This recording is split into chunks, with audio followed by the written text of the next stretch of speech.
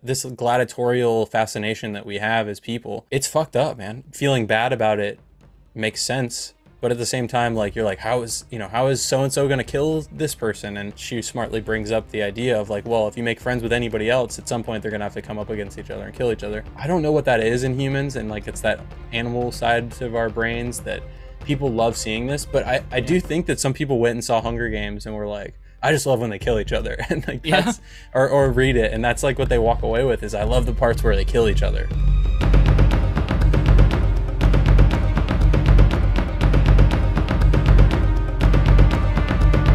Welcome, friends, to episode 291 of the Ink to Film podcast, where we read the book and then see the movie. I'm writer Luke Elliott. And I'm filmmaker James Bailey. And this week we discuss Suzanne Collins' 2008 novel, The Hunger Games. We're back to movies. We spent some time covering TV shows. Our favorite little projects are these film adaptations. Do an episode on the book, do an episode on the film, classic. And then also we're going to something that I think is a project that it's been on the radar for a long time. I know we say this a lot, but The Hunger Games, like, of course, if you're doing an adaptation podcast, you're going to eventually cover The Hunger Games, right? Have to, yeah. This feels like it was in that era of YA, like, being the biggest thing in the world. It went like Harry Potter and Twilight into Hunger Games, and there are a few others in there that just like, I mean, that audience was so hungry for these stories. And I think they still are, but I think that this was like a golden age for that. Well, you're touching on, I think you drill it down to even more specifics. Like YA is definitely big. It has its own ebbs and flows as a massive genre, but it's still hugely popular. But there was a specific period, like mid-2000s to early 2010s, where YA dystopias were having a big moment. Yeah. And The Hunger Games is definitely like the forerunner of those. There's like the Maze Runners books, I think. There's, yeah, I remember that. I mean, I don't know them all. Divergent. It was never something I read a ton of, but I was always aware of. I have read this book before. I think that's another reason why we haven't touched on this quite yet, is it's something I've read before, and I think you've also read?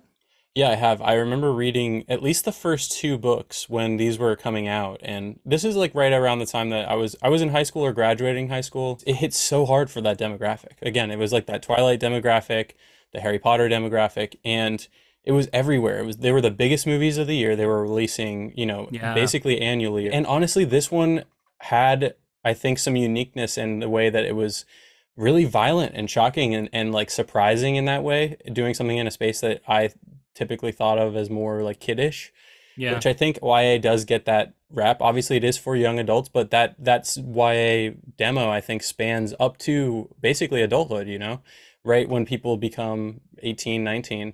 So seeing one like this come in and be like, look how crazy dystopian this is, where there's some pretty significant violence in it in a way that you wouldn't see in like a Harry Potter. Maybe you'd see it a little bit in a Twilight. I don't know. I haven't read enough Twilight. We just covered our first Twilight stuff earlier this year. I mean, there's massive topics there about just like the nature of YA and how there is a ton of crossover readership. There's tons of adults who continue to read it. There's also a large section of the population that pushes back against YA. You won't be surprised to hear that like a lot of the criticism about this book are about how it's poorly written and, oh, it's so cheap, and like, oh, nothing's described well. There's no depth to it. And there's a lot of this criticism leveled at a lot of YA by people who see it as like a lesser genre than, they're comparing it to like 1984 and like all these classic dystopians, stuff by Ursula K. Le Guin and like stuff like that, where it's like, that's not really what this is trying to be. Yeah. So I think in some ways it's fairly unfair. Also, this book is clearly aimed at young women. So once again, you get that same Twilight problem where a lot of society doesn't like books that young women like. So pretty sexist in nature kind of stuff. Right. But also the love triangle nature of the storytelling in this and Twilight. There's a lot of tropes within this overall dystopian setup. There's a lot of these tropes that are in there that are now hallmarks of YA. I'm not like a historian of that genre enough to know when certain tropes actually became popular and like how saturated the market was with these like young adult love triangles at the time this came out. I'm not really sure. Maybe if you know more, let us know. But to me, it's like one of the prime examples of it that I think from now, like from this onward, a lot of people look at Hunger Games and look at Twilight and talk about the love triangles. The thing that stood out to me though is that maybe this was targeted towards women, but like I read it as a young man, you know, like Yeah. I said, basically high school age, and I enjoyed it because there's this premise that I think draws people in. It's this idea of all these different districts and they're fighting, they're forced to fight.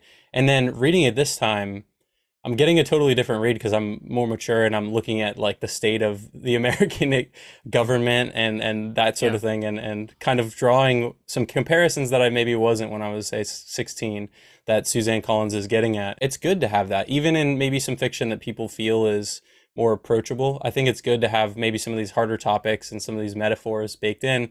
And it's always fun to see this group of possible rebels. I guess in this book, they're still kind of Yeah. just like dealing with it, and they're building up to a possible rebellion. But you can feel that like their tensions are high, and that you know, people are just being the class system that's set up here is just so unbalanced, and it's just ready for upheaval. I want to put a pin in the whole concept thing because there is a bit of a controversy around this project. And that's from longtime fans of the movie and novel Battle Royale that came out of Japan that predates this movie. There are a lot of very adamant people online who are quite angry with Suzanne Collins and make claims of plagiarism. I'm going to put a pin in that. We'll circle back to that. But I think what you're also touching on is, well, outside of this being YA, it's dystopian, and there's a lot of debate right now between dystopian and utopian fiction. There's been a big push I've noticed across really all of the genre spaces towards utopian fiction, and I think you'll hear a lot of people make the argument of, we kind of live in a dystopia now. Everything's depressing when you look at it online. We're living in a police state in some ways, right? And so I don't want to read about situations where it's even worse, which is often what these dystopias are. I'd rather read about, show me a world where we figured out a lot of these problems and there's a utopia, right? Star Trek is a famous example of a utopian fiction where you can still have drama and stuff, interesting things happening, but the society that it's based off of is a utopian system. And they're fighting to keep that system in place, whereas a lot of dystopians the opposite. They're trying to overthrow it, overcome the power. Yeah. Yeah. So I think this is a little bit of an interesting debate we can have, just talking about the natures of utopia versus dystopia. I have a novel I'm querying right now that is definitely a dystopia, and it's something I thought about a lot. And I've seen the argument put forth, and I agree with it, that both kinds of fiction operate actually in similar ways, in the sense that they're kind of inverses of each other, but with a similar goal. One, utopian fiction shows the ethos of the author in the society being portrayed. It's like, this is what the author sees as a utopia. And in dystopian fiction, it's the opposite. This is the opposite of the ethos of the author. The author clearly doesn't agree with what is being set up, and then the whole story becomes about, trying to overthrow it or find some manner to fight back or what have you. But both of them, there's like morality, there's a lot of thematic depth to it, where there's sort of a mission and a purpose behind writing those books. And you can definitely see that here. But I'm curious for you, like, how do you feel about dystopias versus utopias? My tastes change as time goes on. I think when around this time period, I was really interested in dystopian. How different a world that someone could survive and live in could be from our own. This is like a bleak version of escapism, and utopias are comforting. It can be comforting look at escapism. I think it depends a lot on the story for me and like the thrust of the story. I don't think I'm like necessarily partial to either. I would say I used to be way more into dystopian fiction. There will occasionally be this like meta commentary, like in this story, the people that are like in power, they're like comic villains basically. They're like hilariously over the top, overdressed. They have these showings that they have that completely out of touch. And I think that dystopian angle is always cool to look at, because I feel like that's maybe closer than some people think to our own real world. And maybe in times people need that reminder in their fantasy as well. There's a little bit of a saturation problem that happened for a while, and I think that's why we saw the big push towards utopias. I'm not someone who tends to say like, this one subgenre is the way and what we should be focusing on, and this is a moral good, and the other thing is a moral bad. And I've seen some of that where people are not only saying they're tired of dystopias, but actually start saying that like all this dystopian fiction is going to lead to dystopias. It's like putting it out there as like the only way forward, and it's making people cynical.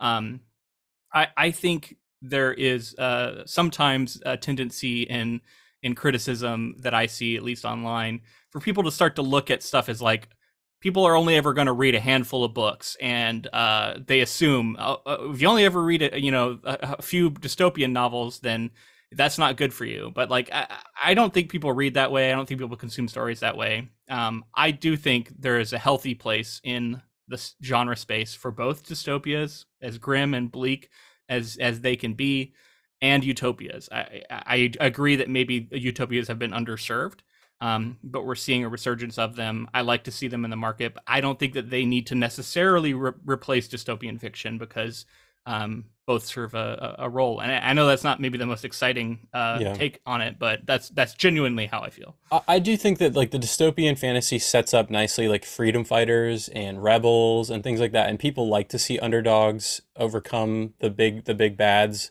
And that's a style of storytelling that I do like, and I do find often, although the world is complicated. Our world is much more complicated than freedom fighters and good guys and bad guys and all that.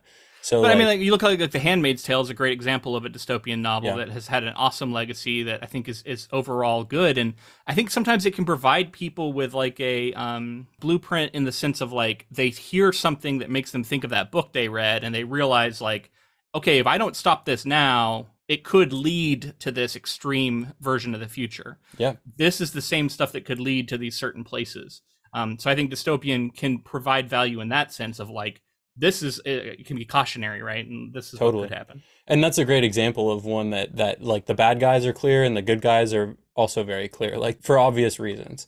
And I was just like in drawing parallels to our own world, it's interesting how like a freedom fighter is a freedom fighter until they're a terrorist in the global sort of consciousness. Like however that comes down is like based on a matter of perspective, and it's interesting to think of it that way. So I think next up, let's jump into the story, because Suzanne Collins definitely was thinking about a lot of this as she came up with the story and developed it. Before we do, I want to do a little bit of housekeeping. We are coming up on our final quarterly project of the year, where our community votes for a project for us to cover. I just want to get a couple of dates out here.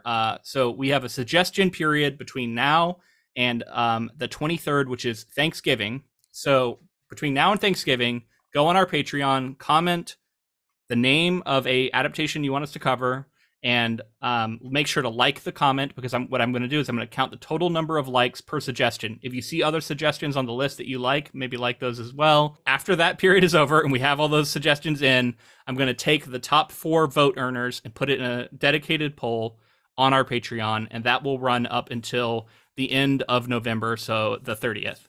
And then at that point, we'll have a selection for what will be our finally quarterly project, and we'll be able to announce it during the Hunger Games movie episode, which will come out that week. But let's get into the bio of Suzanne Collins. So Suzanne Collins was born in 1962. She's an American author and television writer, best known for her young adult dystopian book series, The Hunger Games. She was born in Hartford, Connecticut, and her father was in the U.S. Air Force, and he served in the Korean and Vietnam Wars. She has early memories of him fighting in these wars and her learning about it on TV and being quite worried for him. She would go on to study arts. She was a theater arts major. She has an MFA that she got from the New York University Tisch School of the Arts. But she really began her career as a writer in 1991 when she started writing for children's television shows. She worked on Nickelodeon, including shows like Clarissa Explains It All, The Mystery Files of Shelby Woo, Little Bear, Oswald, Wow Wow, Wubsy. A lot of stuff I haven't heard of, honestly. But she was also the head writer for a PBS spinoff, Clifford's Puppy Days. So remember the Clifford the Big Red Dog? It was about the puppy days. Cool. She even got a Writers Guild of America nomination for her for co-writing the critically acclaimed 2001 Christmas special Santa Baby. So she had like a little bit of a TV career going, and then she shifts over to books and she starts writing these children's fantasy novels called Gregor the Overlander. She based those books basically on the idea of Alice in Wonderland, but she wanted, instead of going through a little door, she wanted to go through a manhole and go to this like it's like a portal fantasy, Yeah. secondary world. She published 5 of these books, so she was actually fairly established, had some success with those, had this career writing writing TV, and then somewhere around 2006, she remembers laying in bed watching TV and flipping between the channels. And she was flipping between these reality shows like Survivor. This was like when these were really big, right? All these different reality shows. And she'd be flipping and she'd go between those and news, or it was updates about the war in Iraq and everything that was going on there. And she thought just the juxtaposition of those two things was so striking. That was where the idea for the Hunger Games took root for her. And she started developing this idea. She is a big fan of Greek mythology, and she says that the myth of Theseus, and the idea that a bunch of people would be put in the labyrinth and the Minotaur was there, that was a big influence on it. And then, of course, like the gladiatorial arenas. She says all of that was an influence. She was looking at reality TV, and she wanted to talk about this idea of the just war. In an interview with the New York Times, she said, "The just war theory has evolved over thousands of years in an attempt to define what circumstances give you the moral right to wage war and what is acceptable behavior within that war and its aftermath. The why and the how. It helps differentiate between what's considered a necessary and unnecessary war. In the Hunger Games trilogy, the districts rebel against their own government because of its corruption. The citizens of the districts have no basic human rights and are treated as slave labor and are subjugated to the Hunger Games annually. I believe the majority of today's audience would define that as grounds for revolution. They have just cause, but the nature of the conflict raises a lot of questions. Do the districts have the authority to wage war? What is their chance of success? How does the reemergence of District 13 alter the situation? When we enter the story, Panem is a powder keg and Katniss is the spark." So clearly she has all these designs on like a bigger story she wants to tell. You could argue not a lot of that is present in the first book, other than a lot of this like setting the stage for that would come later in the trilogy. Now that you say that, I totally pick up on that. And that's like kind of what I was talking about with this like commentary on these people that are just like so lavish, and they're living these lives of like blissful. I don't know if they're unaware. I think at some point we learn that quite a few of them are aware and are just like living, subjugating others. Like they're fine with it if it means that they have a better life. It's interesting to start talking about audiences and audiences reading this, because from what I remember, these stories had this first book hit really hard, and then the movie hit, and it just became this global phenomenon.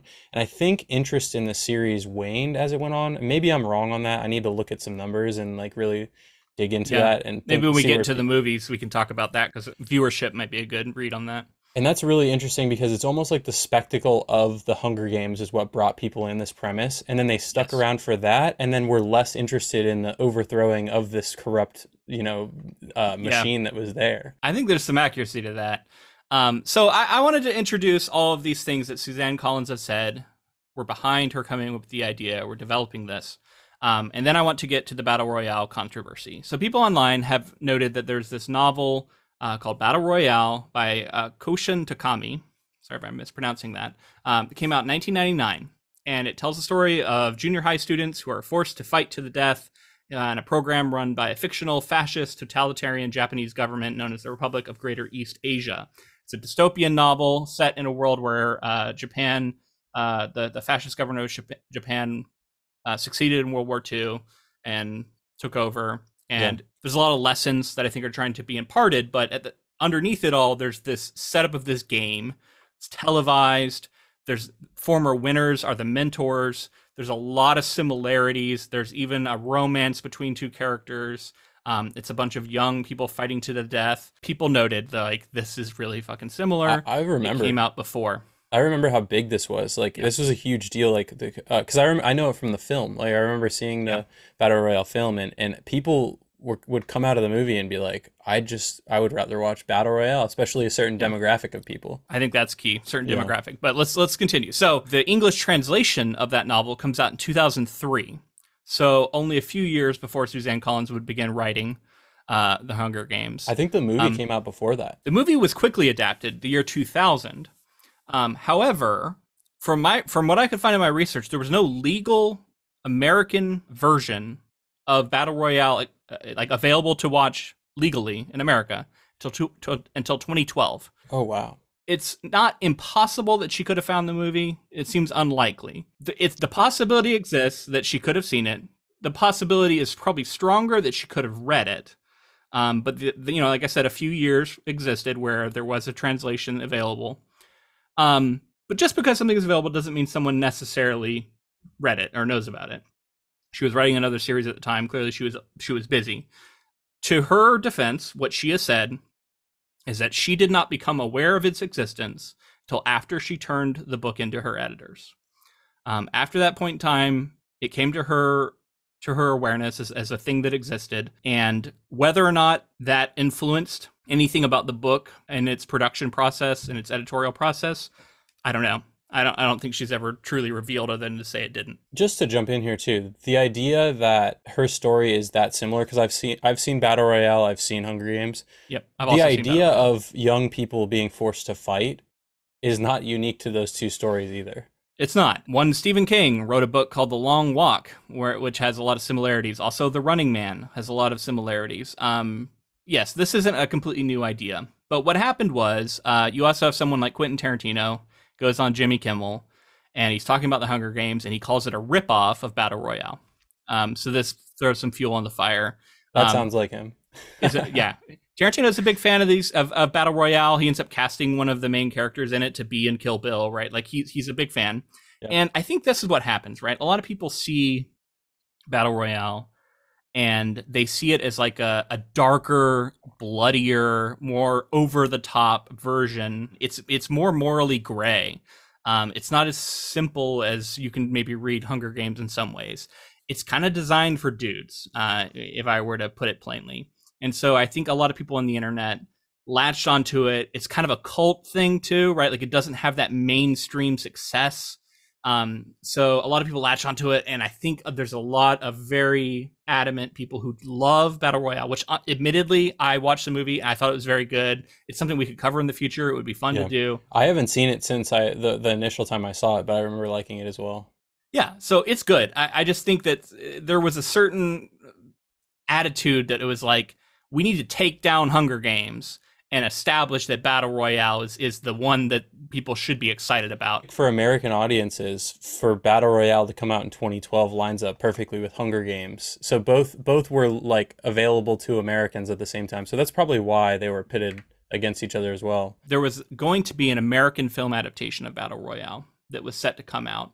But then in April 2007, the Virginia Tech shooting happens, and it kind of the talks about this cool off, and they're like, maybe this isn't the best time for this.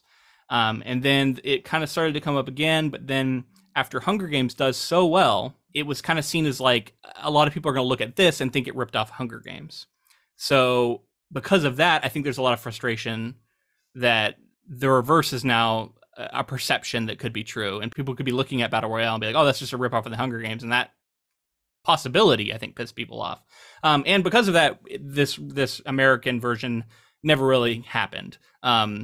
Whether or not I think that's a good thing, I don't know. It's debatable, right? Because I don't know. These American remakes of foreign films is not always, something that I think needs to be done. So agreed. Very rarely am I like, oh, did you see the American version? It's usually like they see that it was done well in another culture, and then they're like, let's Americanize it and make some money on it. And Fincher did it with Girl with the Dragon Tattoo, I think, to a great success. I think people like that movie. But then there's for that there's plenty of others, like Old Boy, a Korean film, was turned into an American version, and it's not.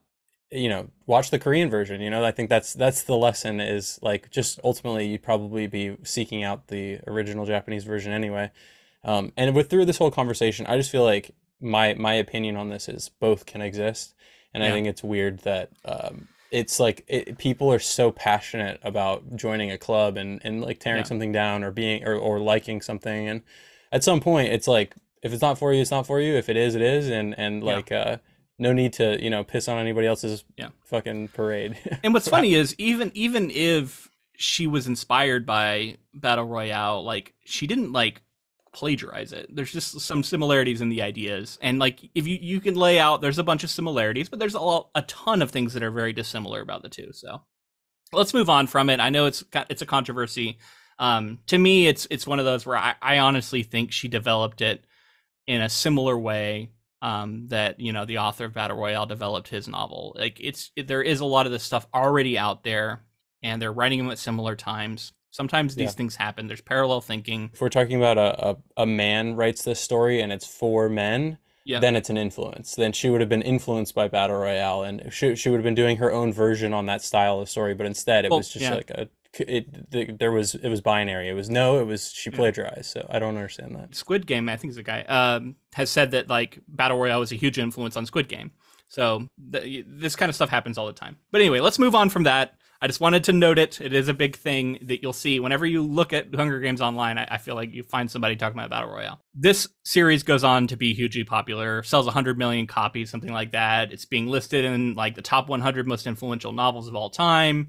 You got Stephen King weighing in on it. First, it seems like he was a fan. He talked about its breakneck pace and how, you know, he couldn't put it down. A few years later, he comes out saying that it's kind of forgettable. He wasn't compelled to read on further.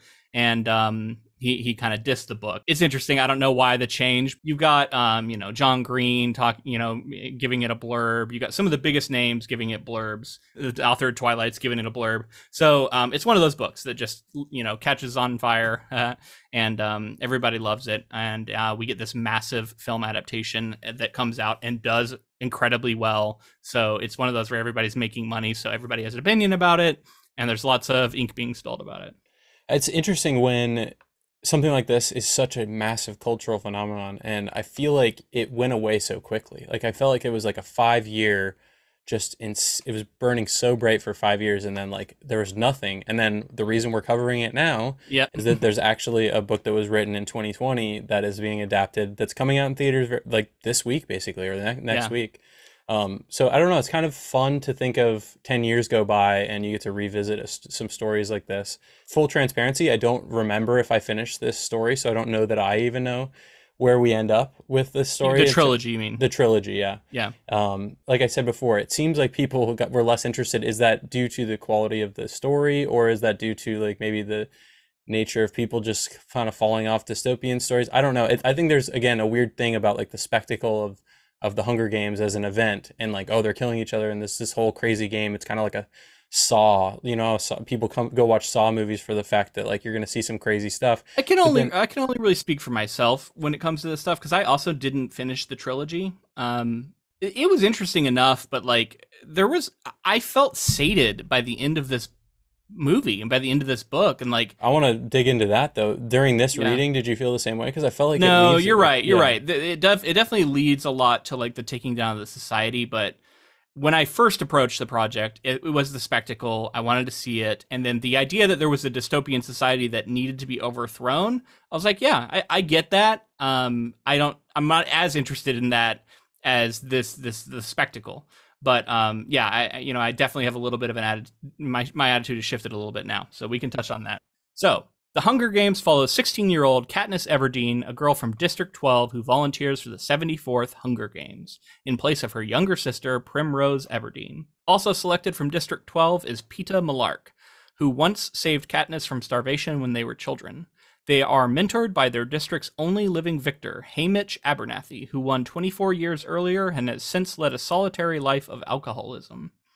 Peeta confesses his longtime secret love for Katniss in a televised interview prior to the games.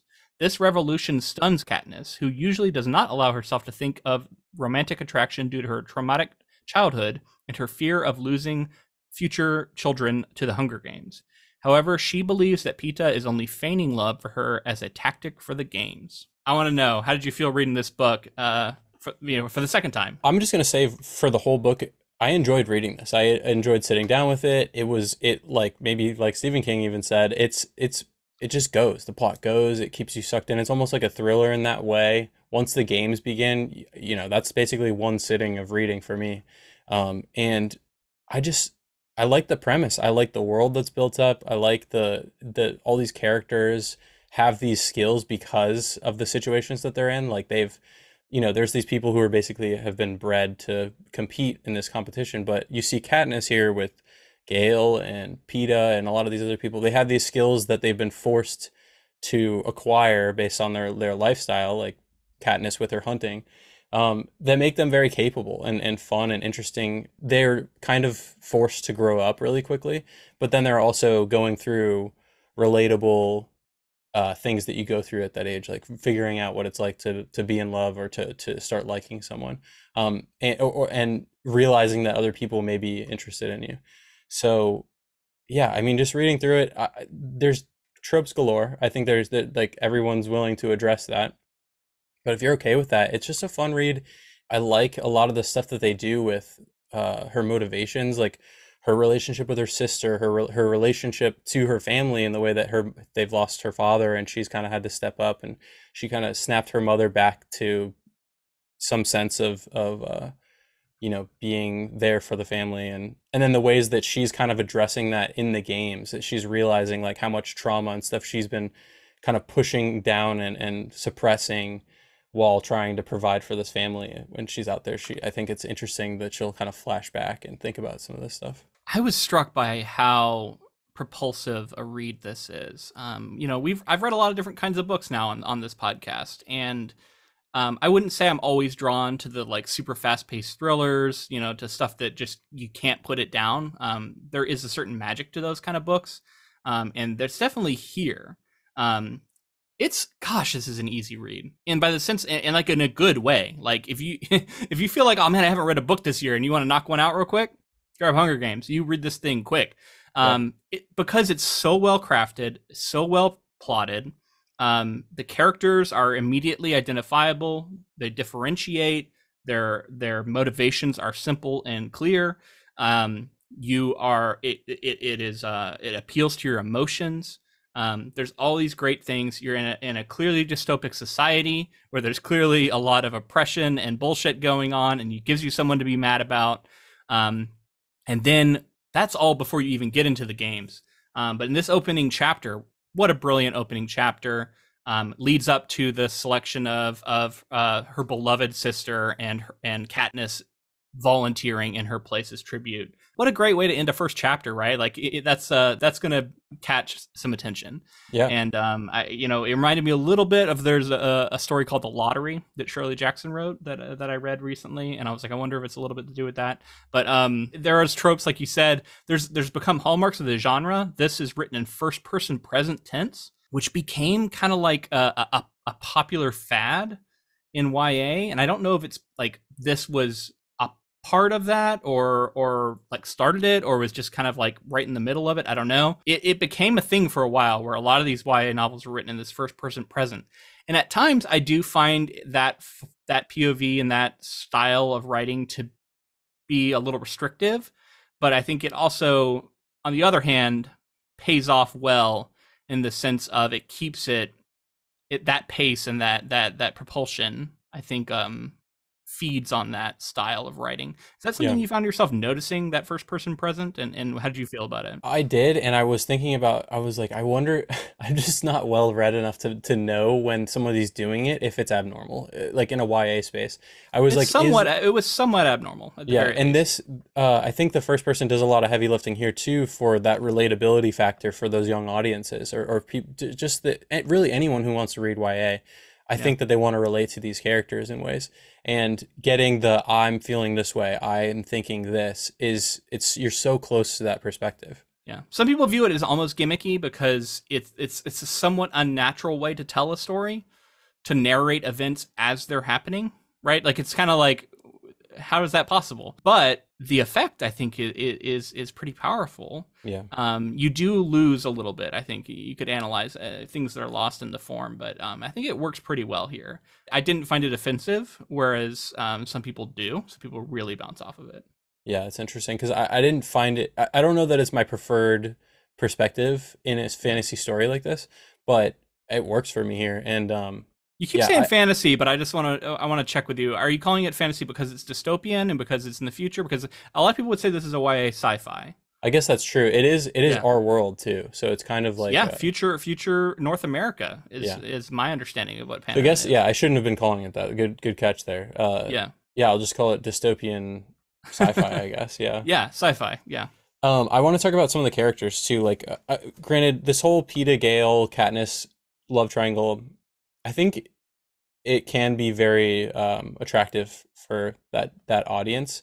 As it goes on, I felt so bad for Peeta, man. I just You're talking about within the context of this book. this book here. Yeah. As it goes on, Katniss is like not even aware of its existence, and then she Oblivious is. in a way that I think is almost unbelievable. Yeah, yeah. And How then she just continues to not see that this is genuine from him. yeah. And she's obviously thinking of Gale because she's grown up with that person. They're very close. I mean, it honestly, as far as love triangles go, I'm fine with it. I like it. It's not like an offensive love triangle where it just feels super forced.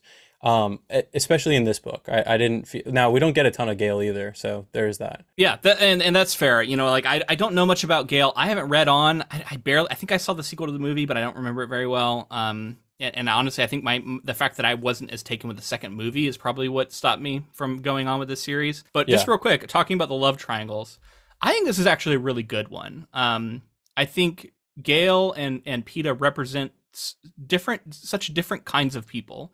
Like Gale is so similar to Katniss, and what we hear about him at least is he's a hunter. He's he's very capable. He's masculine. He's violent. He's a fighter, much like Katniss. Whereas Peeta is not that. Like he's much more of this like diplomatic guy. He's a baker. Like he has strength to him, of course, but like he's not a violent fighter kind of guy.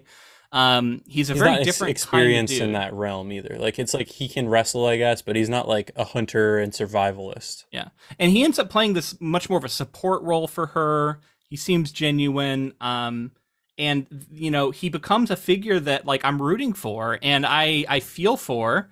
And I think that's a powerful way to write a story. And the whole conceit that she thinks he's acting it up. She's kind of acting it out herself, but then also starts to kind of fall for him for real. But the whole time is thinking that this is all an act and that he doesn't actually believe it.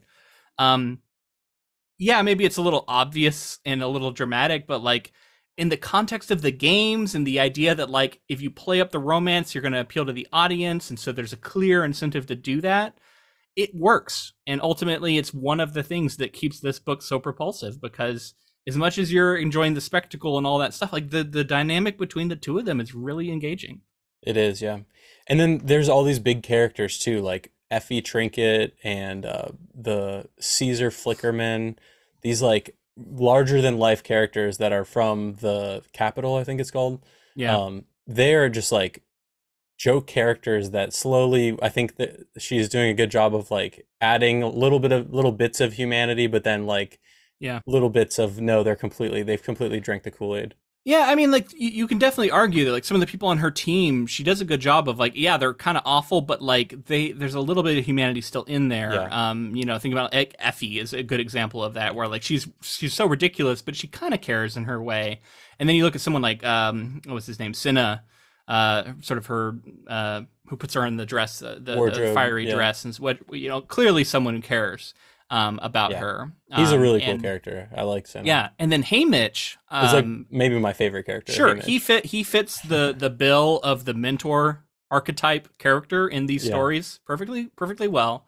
But I love the way that you know he's like I'm a sucker for a character like this. Like he seems like he's a drunk buffoon, but actually he's quite wise. Yep. And it takes a little while for him to like recognize that there's something here that he needs to actually care about because he's been burned so many times in the past. Like he's cared about other people who die, and his way of not doing it, it makes total sense. And then, you know, throughout the book, the respect you have for Haymitch, I think, grows over time, right? And like the way that he's able to strategically manipulate things.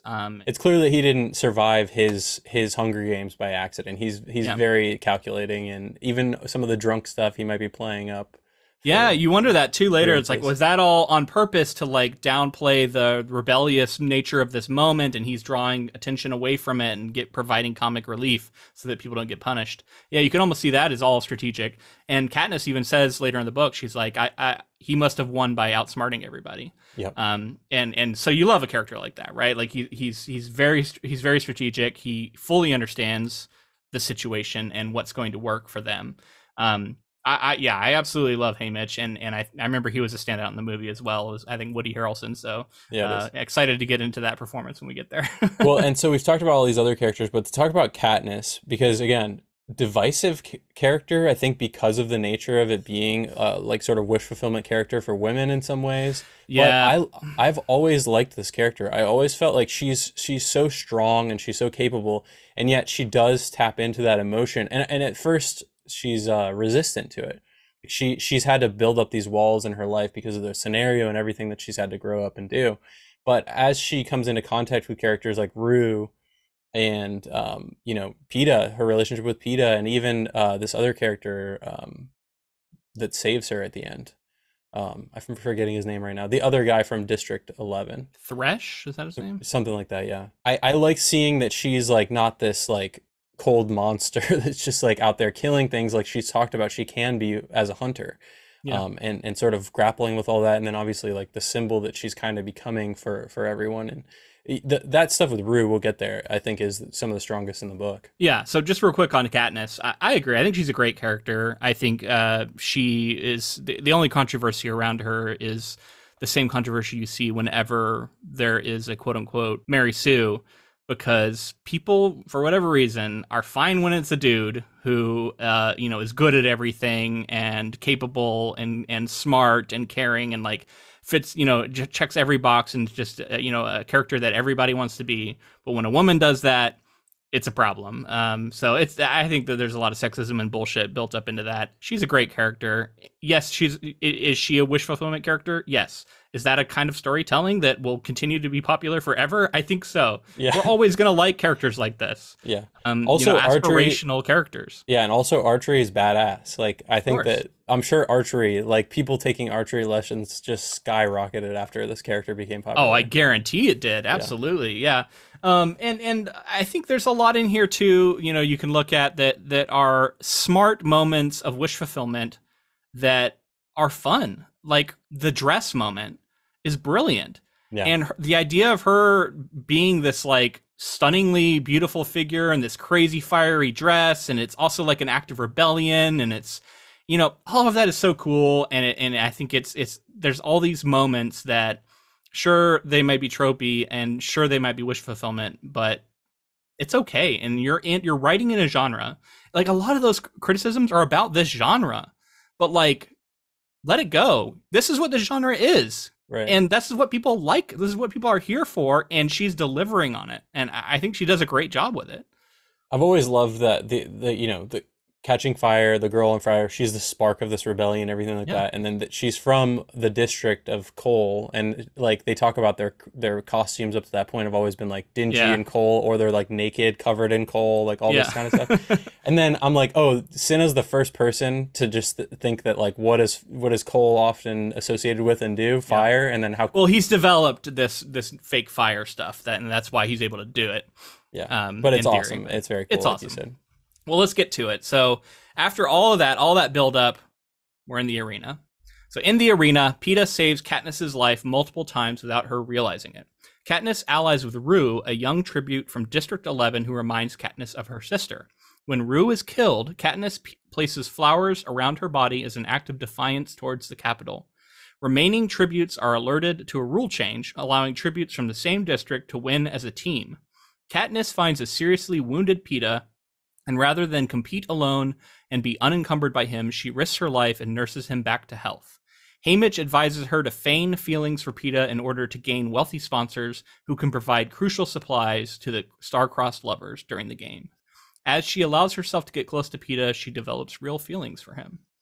Just from the jump, the whole thing with the cornucopia, and they all pop up, and then like the whole idea of like the bloodbath at the cornucopia, that's where all the supplies are. It's so twisted and also just so exciting.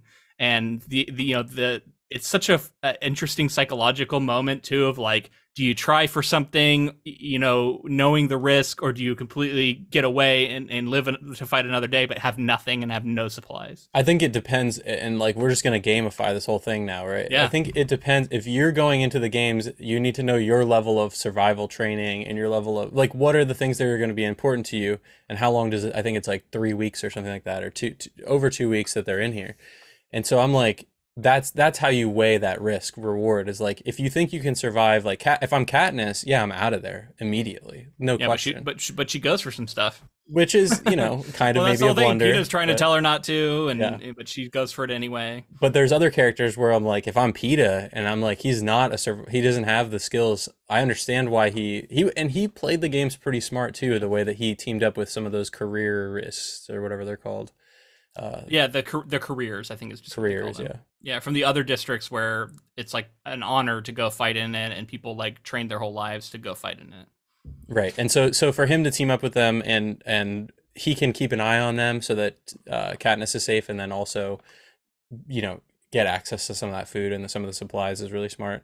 Because again, it's not like these people don't choose to be here. They're lottery systemed into it. So it's like, it's not like if you're not training your whole life leading up to this, then, you might have to figure out some risky stuff to survive out here. It immediately sets up this very interesting dynamic. And this is totally present in Battle Royale, where the thing you're watching is so fucked up and brutal and violent. And it is a satire of reality TV. It is a condemnation of this kind of entertainment. And you're enjoying it as a reader only because there's like this element of it's not actually happening to real people. It's fiction. Right. So I think that's why we're able to enjoy it. But you can't help but feel a little guilty, at least I couldn't at times, for how enjoyable it is and how fun it is to get caught up in the games when they're clearly, highly unfair, unethical, awful situations. This world is so accustomed to death and this kind of like murdering that's going on. So you see these characters and they're like, Katniss does have a moment of being like, whoa, that was the first person I ever killed. But every single one of them is coming into the games and they're like, yeah, I'm going to fucking kill some people. And like that I'm glad that it's addressed in some way, but like that it takes obviously like certain things, motivations pushing you to do that. But at the same time, all these people are psychos, dude. Like they're all just like going in willing and ready to kill people. The underlying structure of the games are just so brutal. Everything about it is designed like, the whole idea of the cornucopia and like fucking like 12 people die on the first day, like, and that's the standard. That's crazy, but also like you could see it in this situation, like it would probably play out that way.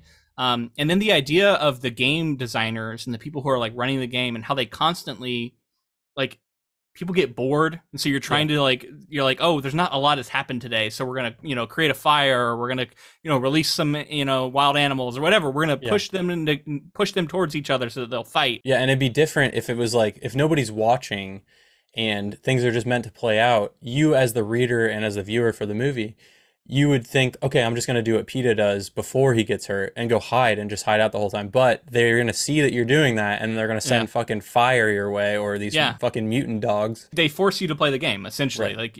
Like, they force you into it. Once you get into the games, like you said, like I think I did read this in one, like this is the stuff that you just fly through. And it's like half the book. So it's not like it's a small, and it's, I don't know how many pages it is, but it's not a small book, but it's so propulsive. I do want to address what you're talking about before, that this gladiatorial fascination that we have as people. It's fucked up, man. Feeling bad about it makes sense. But at the same time, like, you're like, how is so-and-so going to kill this person? And she smartly brings up the idea of like, well, if you make friends with anybody else, at some point they're going to have to come up against each other and kill each other. I don't know what that is in humans. And like, it's that animal side of our brains that people love seeing this, but I do think that some people went and saw Hunger Games and were like, I just love when they kill each other, and like that's or read it, and that's like what they walk away with is I love the parts where they kill each other. Sure, and I guarantee there are a lot of people who like Battle Royale for the same reason. I think there is definitely a huge chunk of the audience who's engaging with it on the level of it being a dystopia and it being awful, but also they're kind of there for the spectacle too. Yeah. And I think because it's fiction, I personally think it's okay. I don't think we need to feel that guilty about it. But I think it's okay to also be a little bit uncomfortable with it and to like analyze like where is this coming from? Well, How do it's I the feel same about thing that we do with horror movies too. Like, I'm not saying anything bad against it either. I'm just it? Yeah. saying it's a weird thing in our brain. Like, why is that entertaining to us? Yeah, I don't know. Fair question, I guess. Let's talk about Rue a little bit. So Rue is set up to be this like cute, sweet girl who befriends Katniss, who's like jumping around through the trees. She's clever. She's very similar to Prim, and they set up this sweet relationship between the two of them. And then she dies, and it's a gut punch. It's sad. I thought it was very sweet the way it plays out with her whole district sending the loaf of bread to her, and that's something that she knows Haymitch has had to okay. And it's because she showed such respect for her. They had this little alliance for a while, and then the whole idea of doing the flowers as like an act of rebellion, singing the song. I thought this is all incredibly effective.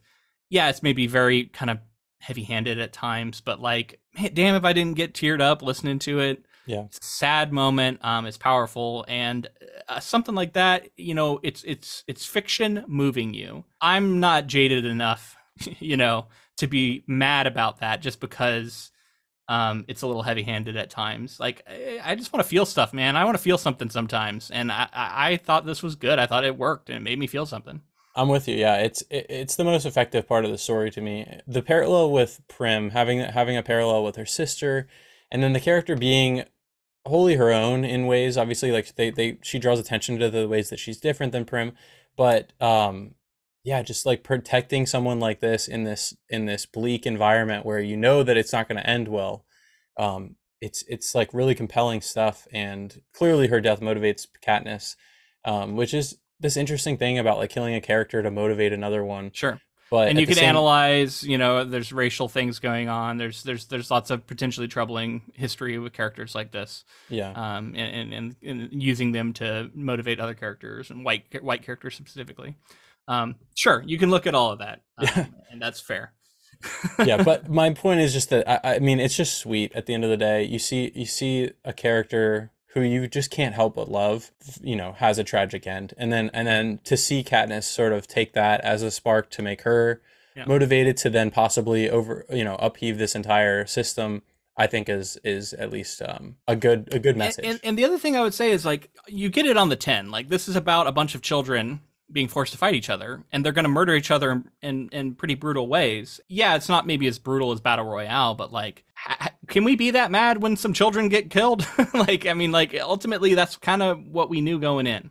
That we were gonna see some of this stuff. But I will say it's also pretty bold of her to make this choice. She had to know it was going to be a big controversial moment. Yeah, she could have not had this character involved in the story, right? It could have just been about Katniss and Peeta, but instead having another district and seeing the ways that like they're kept apart from each other, Yeah. and how that is, you know, that's what these systems of oppression try to do is you know, separate people, keep them apart, propaganda, all this kind of stuff that we're Well, seeing I kept unfold finding here. that I was thinking about the effect this has on the audience, and not just the audience of the people of the capital, but all the people in all the other districts watching it, right? Like, so you're constantly thinking on this other level of like everything you're seeing is being watched, and she keeps reminding us about these cameras, and so you're thinking like this is going to be a powerful moment for people of you know these acts of rebellion, and you can see how it has like much greater impacts other than outside just the you know moment to moment of the game.